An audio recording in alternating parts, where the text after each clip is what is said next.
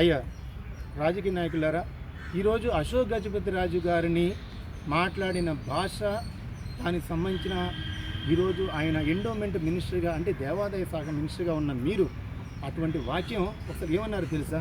వెధవా సన్నాసి. ఆయన స్థాయి, ఆయన పరిస్థితి, ఆయన యొక్క ఏ విధంగా రాజకీయంలో ఎప్పుడు వచ్చారు, ఎలా వచ్చారు, ఆయన చేసిన బాధ్యతలు ఏంటో మీకు తెలుసా? కనీసం ఒక అక్రమాలు చేయలేదే, ఒకరిని కనీసం ఒక స్కాములు చేయలేదే, కనీసం ఇన్నాళ్ళ చరిత్రలో ఆయన అనంత దారుణమైన మాట భాష ఏ ఒక్క ఎమ్మెల్యే కానీ, బొత్స సత్యనారాయణ గారు కానీ ఎవరు కూడా అలాంటి భాష మాట్లాడలేదే.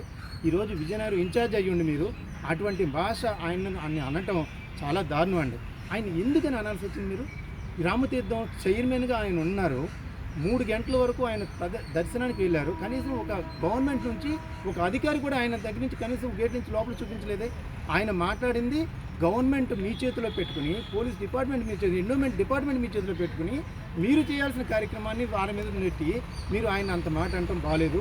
ఇది క్షత్రియ సమాజం కానీ, హిందూ సమాజం కానీ అందరూ కూడా వ్యతిరేకిస్తున్నారు.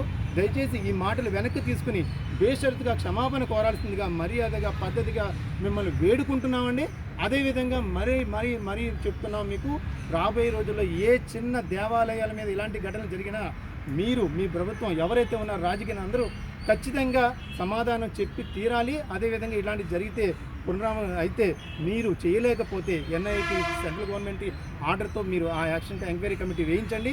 దయచేసి మీరు మాటలు వెనక్కి తీసుకోవాల్సిందిగా, దేశత్తుగా క్షమాపణ కోరాల్సిందిగా మిమ్మల్ని డిమాండ్ చేస్తున్నాం.